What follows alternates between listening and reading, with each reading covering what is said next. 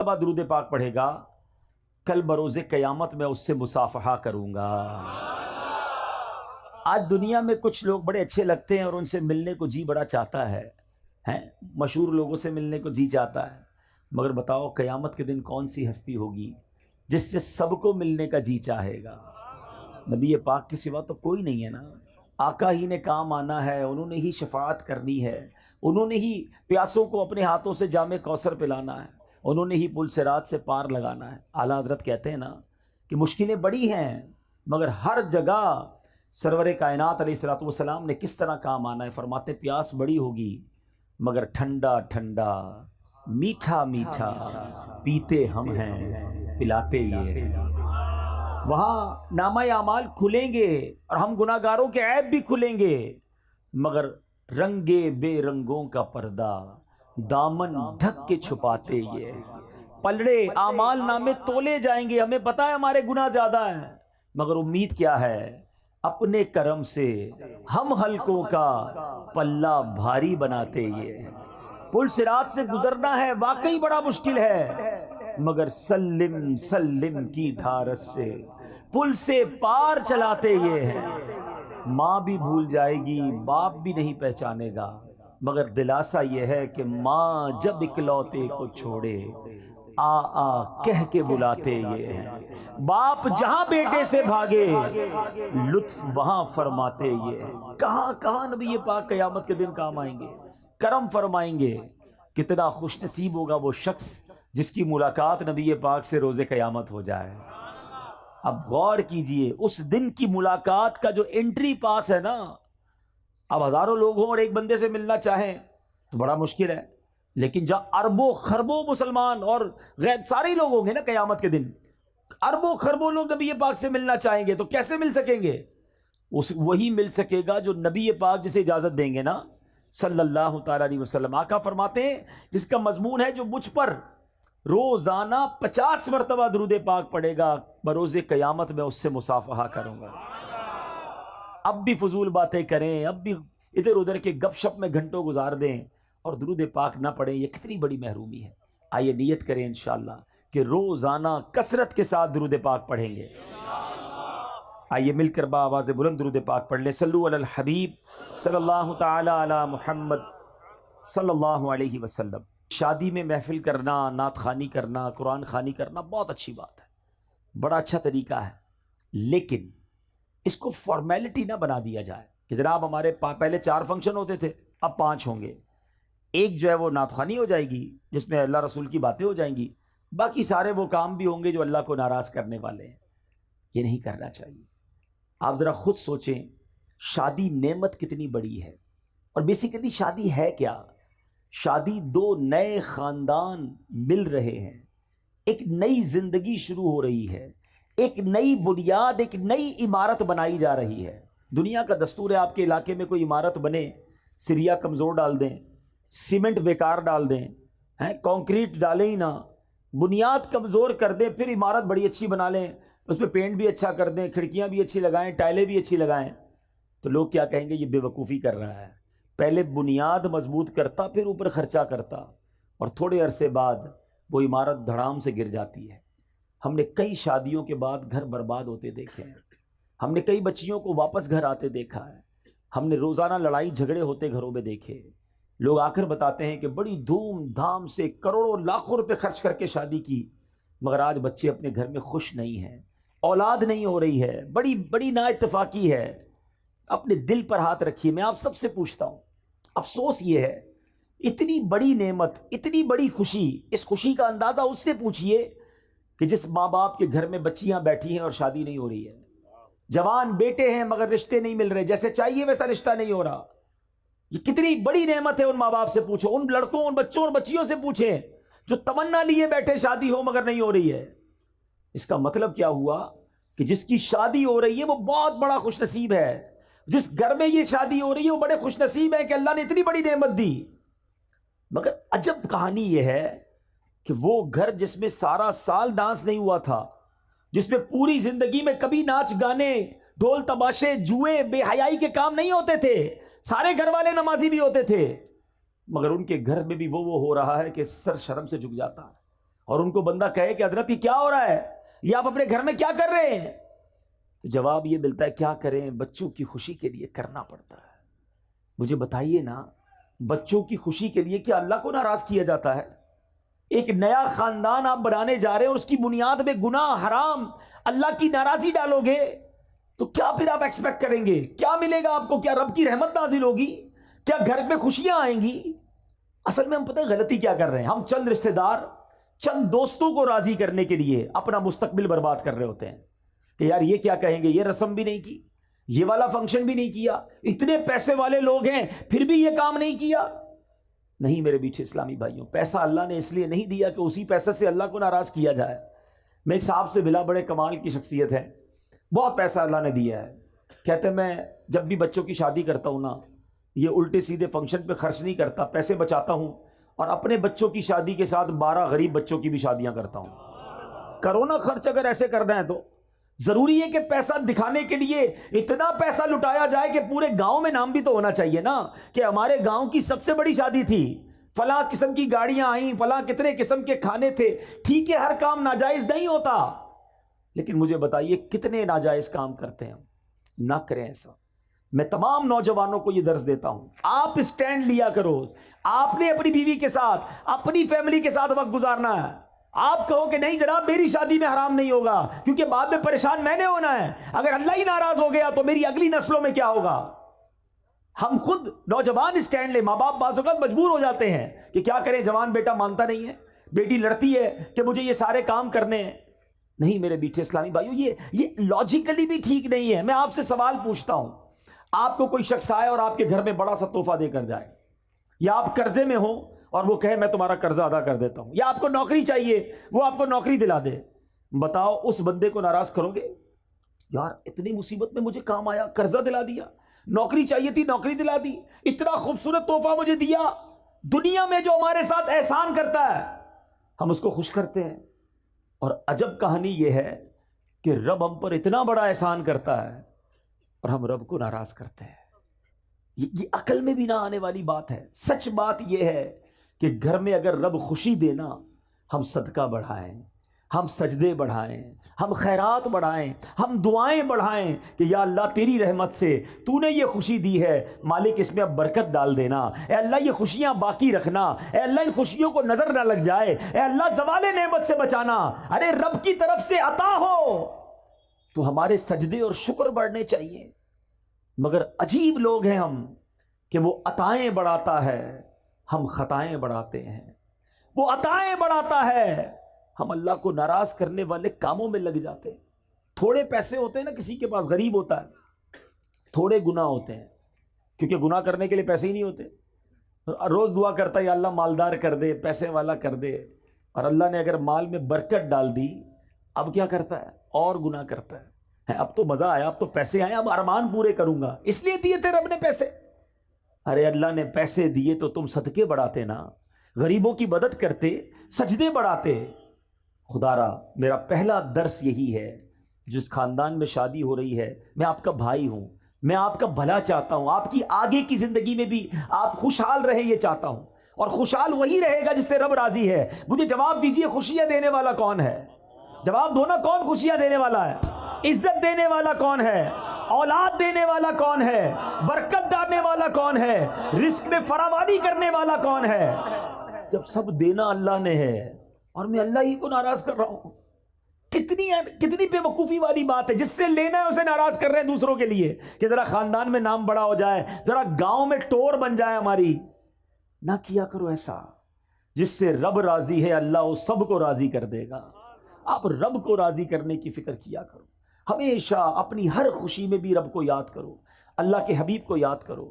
غم میں بھی ہماری ایک لمٹ ہے، ہماری باؤنڈری ہے، شریعت ہمیں باؤنڈری دیتی ہے۔ بڑا پیارا مذہب ہے ہمارا، خوشی منانے کا بڑا پیارا انداز ہے۔ خوشی منائیے، کس نے منع کیا؟ اچھا کھانا پکائیں، کھلائیں، سب کو کھلائیں، لباس جائز پہنے، اوکے، مگر اس لیے مہنگا لباس پہنوں کہ دوسروں کو غریب دکھاؤں، دوسروں پہ تکبر کروں، یہ اجازت نہیں ہے۔ اسی طرح غم میں آپے سے باہر ہو جاتے ہیں لوگ، اللہ نہ کرے کسی کی یہاں میت ہو جائے، ایسا اول فول بکتے ہیں، ایسی باتیں منہ سے نکالتے ہیں کہ بندہ گھر میں میت تھی، بڑا واقعی پرابلم ہے، مگر ایمان چلا گیا یہ تو اس سے بھی بڑا پرابلم ہے نا۔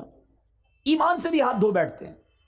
تو خدارا اپنے آپ کو قابو میں رکھا کرو، چاہے خوشی ہو چاہے غم ہو. ہم مسلمان ہیں، ہماری کچھ شرعی باؤنڈری ہے، اس کے اندر رہ کر ہی خوشی بھی منائیں اور اس کے اندر رہ کر ہی ہمارا جو بھی غم کا معاملہ ہے اس کو پورا کرنا چاہیے. بہرحال میں رب سے دعا کرتا ہوں کہ مولا جو پیچھے گناہ ہو گئے معاف فرما دے اور آئندہ زندگی تیری رضا والے کاموں میں گزارنا نصیب فرما. خوشی میں بھی ہمیں تجھے راضی کرنا نصیب فرما، اگر کوئی تکلیف بھی آئے تو ہمیں صبر کرنا نصیب فرما. اچھی عادتیں سیکھو. نبی پاک فرماتے ہیں رجب اللہ کا مہینہ ہے، شعبان میرا مہینہ ہے اور رمضان میری امت کا مہینہ ہے. بڑے پیارے مہینے کنٹینیو سیکوینس کے ساتھ آ رہے ہیں، گویا رحمتوں کی برسات آ رہی ہے. کیا پیاری بات ایک بزرگ فرماتے ہیں سال جو ہے نا وہ درخت کی مانند ہوتا ہے. year like a tree، رجب اس کے پتے ہیں، رجب اس کے پتے ہیں، شعبان اس کی شاخیں ہیں اور رمضان اس کا پھل ہے. پتے لگنے کا وقت آ گیا ہے، تیاری کرو، عبادت کی تیاری کرو، توبہ کی تیاری کرو، اللہ کو راضی کرنے کی تیاری کرو. علامہ صفوری رحمۃ اللہ تعالی علیہ کا کتنا پیارا فرمان ہے، کہتے ہیں رجب بیج بونے کا مہینہ ہے. آپ تو یہاں گاؤں میں فصلیں وغیرہ ہوتی ہیں نا، کھیتی باڑی بھی جانتے ہوں گے. پہلے کیا کرتے ہیں، بیج ڈالتے ہیں، پھر پانی ڈالتے ہیں، کھاد وغیرہ ڈالتے ہیں، پھر انتظار کرتے ہیں کہ یا اللہ فصل اگ جائے. کیا پیاری مثال دی، فرمایا رجب بیج بونے کا مہینہ ہے، شعبان ان بیجوں پر پانی ڈالنے کا مہینہ ہے اور رمضان فصل کاٹنے کا مہینہ ہے. فرماتے جو رجب میں عبادت کا بیج نہیں بوئے گا، شعبان میں ان بیجوں پر اپنے آنسوؤں سے آبیاری نہیں کرے گا، وہ رمضان میں رحمت کی فصل کیسے کاٹے گا؟ رجب کی پہلی رات آتی ہے نا، اس رات سبحان اللہ جو دعا مانگی جائے اللہ کی رحمت سے قبول کی جاتی ہے. اور رجب کے پہلے روزے کے بارے میں نبی پاک نے فرمایا رجب کا پہلا روزہ 3 سال کے گناہوں کا کفارہ ہے، دوسرا روزہ 2 سال کا کفارہ، تیسرا روزہ 1 سال کا کفارہ اور ہر دن کا روزہ 1 ماہ کا کفارہ ہے. تو اتنا برکت والا مہینہ، اس کا مطلب کیا ہے؟ عبادت کے لیے تیار ہو جائیں، نفلی روزوں کے لیے تیار ہو جائیں، نمازوں میں سستی ہے تو اس کو دور کریں. اور یہ جو مہینہ گزر رہا ہے، اللہ اکبر، اس مہینے میں کتنی مبارک ہستی، خلیفہ اول امیر المومنین سبحان اللہ حضرت ابوبکر صدیق رضی اللہ تعالیٰ عنہ کی نسبت اس مہینے کو ہے. اس سیدنا ابوبکر صدیق کے بارے میں چند باتیں عرض کر کے، کیونکہ بیان میں بہت لمبا چوڑا نہیں کر سکوں گا، تو 2-3 باتیں کر کے انشاءاللہ اپنی گفتگو ختم کرتا ہوں. حضرت ابوبکر صدیق رضی اللہ تعالیٰ عنہ کی کیا شان تھی، کیونکہ عادتوں پر بات ہو رہی ہے، مینرز پر بات ہو رہی ہے، اخلاق کیسے ہونے چاہیے، کن بری باتوں سے بچنا ہے. صدیق اکبر رضی اللہ تعالیٰ عنہ ایک بار نبی پاک علیہ الصلوۃ والسلام نے کمال کی بات فرمائی. آقا فرماتے اچھی خصلتیں 360 ہیں، اچھی عادتیں 360 ہیں، اور اللہ تعالیٰ جب کسی سے بلائی کا ارادہ فرماتا ہے اس کی ذات میں ایک خصلت پیدا فرما دیتا ہے اور اسی کے سبب اسے جنت میں داخل کر دیتا ہے. یہ بہت بڑی بات ہے کہ اچھی عادتیں اندر ہوں، گناہوں سے بچے انسان. اب صدیق اکبر رضی اللہ تعالیٰ تو کمال ہے نا، سوال کیسا کر لیا، کہا حضور کیا کوئی ایسا بھی ہے جس کے پاس یہ ساری 360 خصلتیں ہوں؟ ایک خصلت جیسے ملے اللہ اسے جنت دے دیتا ہے. حضور کوئی ایسا بھی ہے کہ جس کے اندر یہ 360 خصلتیں موجود ہوں؟ نبی پاک فرماتے ہیں اے ابو بکر تمہارے اندر یہ ساری خصلتیں موجود ہیں. اللہ، ایسے ہی نہیں پیار کرتے ہم صدیق اکبر رضی اللہ تعالیٰ عنہ سے. نبی پاک کے ایسے خلیفہ، ایسے ساتھی ہیں کہ یار غار بھی تھے اور یار مزار بھی ہیں، آج بھی سنہری جالیوں میں نبی پاک کے ساتھ موجود ہیں. اب جس شخصیت کے بارے میں میرے آقا فرمائے کہ ابو بکر ساری 360 خصلتیں تمہارے اندر موجود ہیں، تو ان کے اخلاق تو اب زیادہ پڑھنے چاہیے نا کہ کیا ایسی خصلتیں ہیں. یا میں ایک اور بات ایڈ آن کر دوں، میرے بہت سارے اسلامی بھائی بیٹھے ہیں، دعوت اسلامی والے بھی بیٹھے ہیں، اور بھی نیک نمازی داڑھی والے امامے والے نظر آ رہے ہیں. نارملی ایک اور ہماری جناب معلومات کی کمی بتا رہا ہوں اور ہمارے عمل کی کمی بھی بتا رہا ہوں.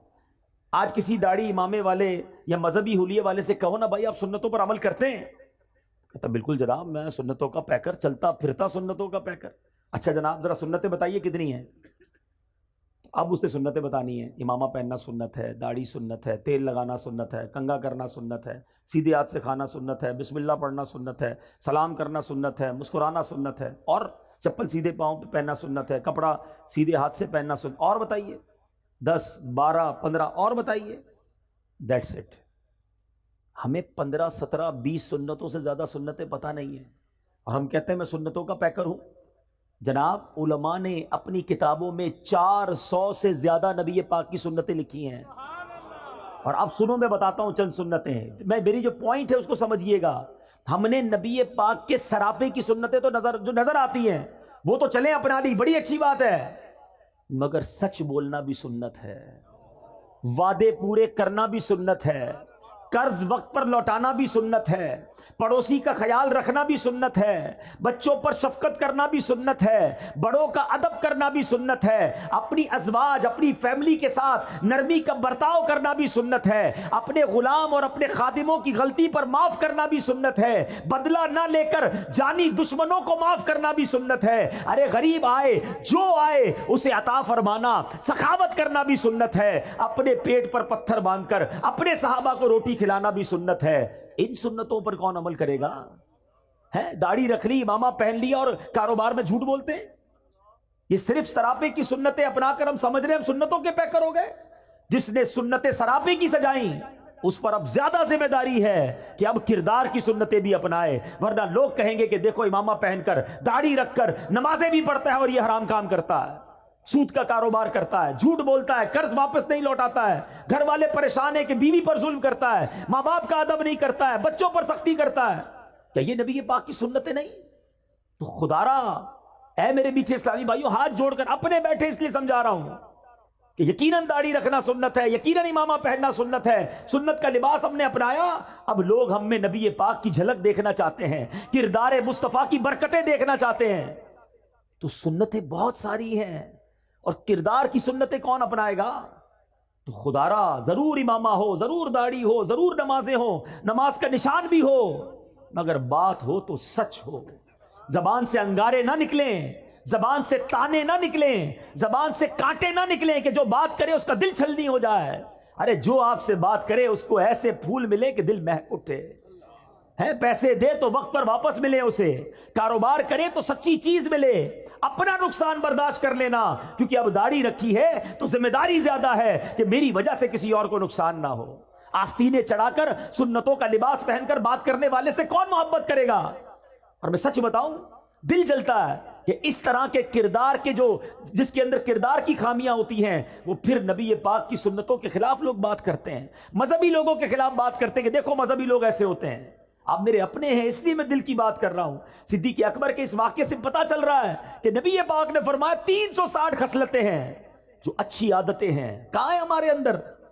اب آؤ میں بتاتا ہوں صدیق اکبر کے اندر کیسی کیسی عادتیں تھیں۔ آپ زمانہ جہلیت میں بھی، ابھی اسلام کہ نبی پاک نے اعلان نبوت ہی نہیں کیا تھا، اس دور میں بھی کبھی زندگی میں صدیق اکبر نے جھوٹ نہیں بولا۔ صدیق، آپ کا لقب پہلے ہی صدیق مشہور تھا، ہر بات سچ کہتے تھے۔ آپ بھی اگر صدیق بننا چاہتے ہیں نا، سبحان اللہ، وہ مقام صدیقیت تو اور ہے، سچ بولنے والا، سبحان اللہ۔ حدیث پاک سناتا ہوں، نبی پاک علیہ الصلوۃ والسلام فرماتے ہیں کہ بندہ سچ بولتا رہتا ہے، حدیث پاک کا مضمون ہے، سچ بولتا رہتا ہے، سچ بولتا رہتا ہے، یہاں تک کہ اللہ کی بارگاہ میں صدیق لکھ دیا جاتا ہے، ہمیشہ سچ بولنے والا لکھ دیا جاتا ہے۔ اور بندہ جھوٹ بولتا رہتا ہے، جھوٹ بولتا رہتا ہے، جھوٹ بولتا رہتا ہے، یہاں تک کہ اللہ کی بارگاہ میں کذاب لکھ دیا جاتا ہے۔ اس سے بڑا بد نصیب کون ہے جو دنیا میں رہے اور اللہ کی بارگاہ میں کذاب لکھا ہوا ہو؟ بزرگ بیٹھے ہیں، پہلے کے دور میں لوگ کبھی کبھی جھوٹ بولتے تھے، اور اب تو ایسا لگتا ہے کبھی کبھی سچ بولتے ہیں، بات بات پر جھوٹ۔ کدھر رہتے ہو؟ جھوٹ۔ کیا کرتے ہو؟ جھوٹ۔ کچھ اور ہی بتانا ہے نا، کیسے بتاؤں شادی وال میں رہتا ہوں، گاؤں میں رہتا ہوں، او بھائی میں تو فلاں بڑے شہر میں کوٹھی ہے میری تو بڑے بڑے کارخانے ہیں، پتہ چلا لگاتا ٹھیلا ہے بتاتا کارخانے ہیں، اپنے سٹیٹس بتانا ہے نا، میں فلاں پوری دنیا گھوم کر آیا ہوں، گجرات سے باہر نکلا نہیں ہے، لیکن ذرا اپنا روب بھی تو جمانا ہے نا۔ کیوں جھوٹ بولنا ہے؟ کیوں لوگوں کو راضی کرنے کے لیے اللہ کو ناراض کرنا ہے؟ اچھا پھر ایک اور الگ کہانی ہے کہ جناب چٹکلے سنانے کے لیے، لطیفے جس کو کہتے ہیں، ہنسانے کے لیے، کامیڈی کرنے کے لیے جھوٹ بولنا ہے۔ یاد رکھو حدیث پاک کا مضمون ہے کہ جو ہنستے ہنستے گناہ کرے گا قیامت کے دن روتے روتے جہنم میں ڈالا جائے گا۔ تم لوگوں کو راضی کرنے کے لیے جھوٹ بول رہے ہو، لوگوں کو راضی کرنے کے لیے، کامیڈی کرنے کے لیے، لوگوں کو خوش کرنے کے لیے اللہ کو ناراض کر رہے ہو۔ حدیث پاک کا مضمون ہے کہ جو ایک جھوٹ بولتا ہے بندہ، اس کے منہ سے اتنی بدبو نکلتی ہے کہ رحمت کا فرشتہ 1 میل دور چلا جاتا ہے۔ اتنے جھوٹ بولے۔ اب کوئی لوگ ملتے کہتے ہیں گھر میں برکت ہی نہیں ہے، بیماری دور نہیں ہوتی ہے، کاروبار میں برکت نہیں ہے، گھر میں لڑائی جھگڑے بہت ہیں، کدھر سے رحمت آئے گی؟ تم نے جھوٹ اتنے بولے کہ رحمت کے فرشتے سارے دور کر دیے۔ نہیں میرے میٹھے اسلامی بھائی، صدیق اکبر ہمارے سروں کے تاج، ہم ان کے غلام، ذکر تو بڑے شوق سے سنتے ہو، ان کی باتوں پر عمل کب کریں گے؟ آؤ آج نیت کریں، کچھ بھی ہو جائے ہم نے انشاءاللہ ہمیشہ سچ بولنا ہے۔ شیطان ڈالے گا دماغ میں کہ جناب تم سچ بولو گے تو تمہارا مال کیسے بکے گا، دوسرے لوگ جھوٹ بول کے بیچ دیں گے، دوسرے لوگ آگے بڑھ جائیں گے۔ ابے کسی کو نہیں دیکھنا ہے، یاد رکھو کونوا مع الصادقین، سچوں کے ساتھ ہو جاؤ۔ آپ سچے ہو جائیں انشاءاللہ رب کی رحمت آپ کے ساتھ ہو جائے گی۔ سچ بولنے سے کام بند نہیں ہوگا، اللہ اور عطا فرمائے گا، غیب کے خزانوں سے عطا فرمائے گا۔ صدیق اکبر رضی اللہ تعالیٰ عنہ کی باتیں تو اتنی ہیں سبحان اللہ کہ میں ساری رات ہی بیان کرتا رہوں۔ ایک اور بات کر کے اپنی گفتگو کو ختم کرتا ہوں، اور یہ بھی گاؤں گوٹھوں میں بہت زیادہ پائی جاتی ہے، اس لیے میں اس خصلت کو، اس عادت کو، یہ بھی سنت ہے اور لیکن اس سنت پر عمل کرنے والے شاذ ملتے ہیں۔ صدیق اکبر رضی اللہ تعالیٰ کا ایک معمول تھا کہ مدینے کی جو بچیاں تھیں وہ خلیفہ بننے سے پہلے 3 سال تک ہر سال آپ کے پاس آتی اور محلے کی بکریاں، اپنی بچیاں جو ہے بکریاں لے کر آتی، تو تقریباً ہر دوسرے دن آتی تھی اور کہتی حضور ہماری بکریوں کو آپ دودھ دھو دیجئے۔ صدیق اکبر رضی اللہ تعالیٰ عنہ کو دودھ نکال کے دیتے۔ اب آپ بن گئے خلیفہ، امیر المومنین، ہیڈ آف اسٹیٹ، آج کے لفظ میں آپ تو اس مملکت کے ہیڈ تھے نا۔ اب ان بچیوں نے آ کر کہا کہ حضور پہلے تو آپ دودھ نکال دیتے تھے، اب تو آپ خلیفہ بن گئے ہیں، اب تو آپ دودھ نہیں نکالیں گے۔ آپ نے فرمایا کیوں نہیں، بکریاں لے آیا کرو، میں اب بھی تمہیں دودھ دھو دیا کروں گا۔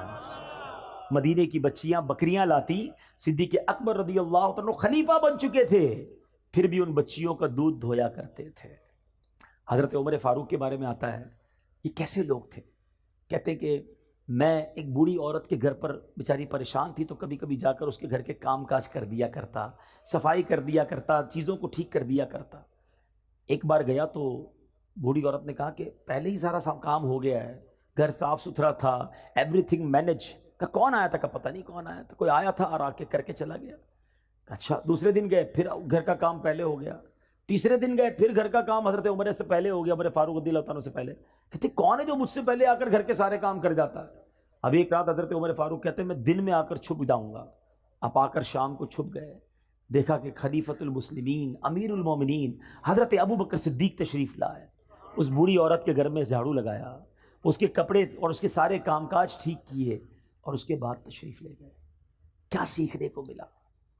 کہ خلیفہ بننے کے بعد بھی عاجزی کا پیکر ہیں، انکساری کا پیکر ہیں، ڈاؤن ٹو ارتھ ہیں۔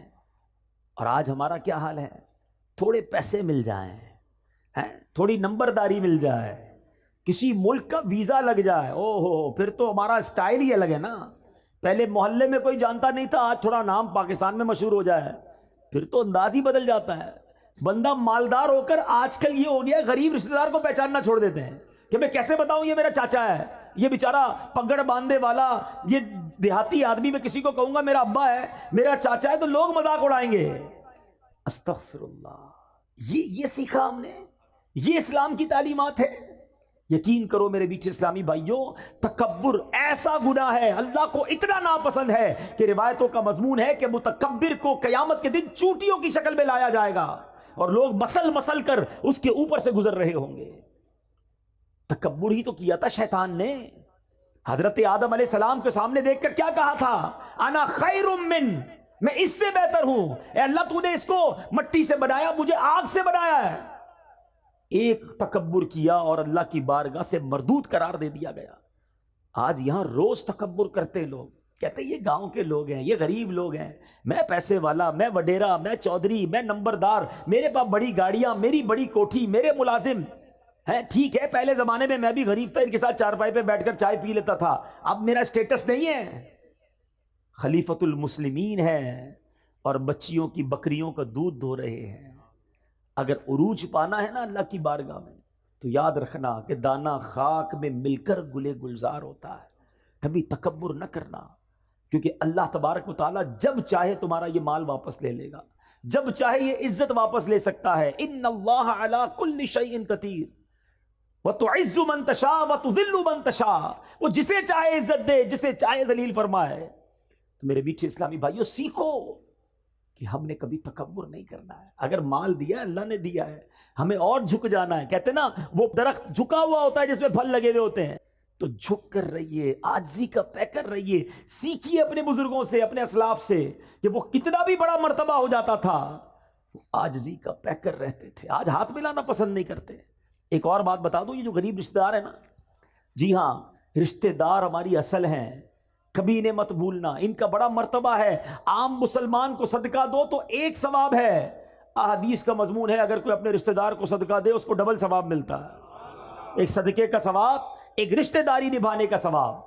لیکن دنیا کے ساتھ بڑے اچھے رشتہ داروں کو بھولے ہوئے ہیں. اور ایک اور بات بتا دوں، بے شک انٹرنیٹ پر 5000 دوست بن گئے ہیں، کئی گروپس کے فالوورز بن گئے ہیں، آپ کے بہت سارے لائکس بڑھ گئے ہیں، سارا دن انہی کے ساتھ لگے ہوئے ہیں. نہ ماں کے لیے ٹائم، نہ والد کے لیے ٹائم، نہ رشتہ دار، نہ چاچا، نہ ماموں ہیں. جب بیمار پڑو گے نا بستر پر، تو وہ 5000 فرینڈز جو انٹرنیٹ پہ بنائیں، کوئی بھی بستر کے کنارے کھڑا نہیں ہوگا. وہی بھائی، وہی بہن، وہی ماموں، وہی چاچا، یہی لوگ کام آئیں گے.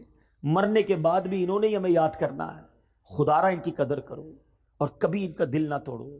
اور پھر عاجزی کا پیکر بن کر رہیں. جو تکبر کرتا ہے وہ برباد کر دیا جاتا ہے. آخری حدیث سنا دیتا ہوں کہ کتنی بری بلا ہے تکبر، کہ جس کے دل میں رائی کے دانے کے برابر تکبر ہوگا. نبی پاک فرماتے ہیں جس کا مضمون ہے رائے کا دانہ ہوتا کتنا ہے، اتنا سا. سمجھایا کیسے پیارے انداز، اتنا بھی تکبر ہوگا وہ جنت میں داخل نہیں ہوگا. جنت میں جانا ہے نا تو دل کو تکبر سے پاک کر لیں. ہمیشہ سب کو عزت دیں، سب کو پیار دیں. بلکہ میں آپ کو ایک مشورہ دیتا ہوں، جب آپ دیکھیں نا کوئی بیچارہ غریب سے کپڑوں میں ہے، یا ایسا ہے جس کو لگتا ہے یہ بہت بیچارہ پریشان ہے، اس کو کوئی عزت نہیں دے رہا ہوگا، آگے بڑھ کے آپ اسے سینے لگا لیا کرو. یقین کرو اتنا اس کو بھی مزہ آئے گا اور آپ کو بھی مزہ آئے گا. اس کی آنکھوں میں چمک آ جائے گی. بعض اوقات تو رو پڑتا ہے سامنے والا کہ شاید کئی مہینے ہو گئے کسی نے سینے نہیں لگایا تھا، کسی نے پیٹ نہیں تھپکی، کسی نے طبیعت نہیں پوچھی. طبیعت پہ نہیں پوچھتے. غریبوں کا خیال رکھے. یہ جو بعض اوقات یہ ٹھیلے پہ لوگ بیچ رہے ہوتے ہیں نا، کوئی چنے بیچ رہا ہوتا ہے، کوئی بیچارہ بھٹا بیچ رہا ہوتا ہے، جو چھوٹی چھوٹی چیزیں بیچتے ہیں. اللہ نے اگر آپ کو دیا ہے نا، یہ اچھے لوگ ہیں، یہ مانگ نہیں رہے، یہ مزدوری کر کے پھل بیچ کر کام کر رہے ہیں. کبھی آپ دیکھیں کوئی سفید داڑھی والا، یار میرے والد کی جگہ ہے، کوئی بڑا بزرگ، کوئی ایسا شخص آپ کو بڑا نظر آئے نا، اپنی گاڑی، اپنی اسکوٹر روکیں، اسے تھوڑے چنے خرید لیں. آپ کو نہیں چاہیے نا، کوئی بات نہیں، اگلے اسٹاپ پہ کوئی اور بیچارہ غریب نظر آئے گا، اس کو دے دیجیے گا. ہو سکتا ہے یہ اسی 50-100 روپے کے انتظار میں بیٹھا ہے کہ یار 100 روپے کی کمائی اور ہو جائے تو اپنا ٹھیلا بند کروں، گھر جاؤں بچوں کے پاس. وہ 100 روپے آپ اس کا کام کروا دو. یار اللہ دیکھ رہا ہے. جس کو اللہ نے نوازا ہے دل جیتو، ان لوگوں کی دعائیں لو. مگر آج ان ٹھیلے والوں کو بھی لوگ گالیاں دے رہے ہوتے ہیں. غریب ہے نا، کر تو کچھ نہیں سکتا. غریب بیچارہ کوئی سگنل پہ آ گیا، اس کو برا بھلا کہہ کے چلے جائیں گے. اس طرح نہ کیا کریں. کبھی بھی کسی کی ہائے نہ لیں، دعائیں لیں. آپ کو لوگ دعائیں دیں گے، آپ ترقی کریں گے، آپ کی مشکلیں آسان ہو جائیں گی. تو بہرحال آج اس مختصر سے بیان میں، ورنہ باتیں تو بہت ساری ہیں. صدیق اکبر رضی اللہ تعالیٰ عنہ کو اللہ نے کیسی خصلتوں سے، کیسی عادتوں سے نوازا تھا.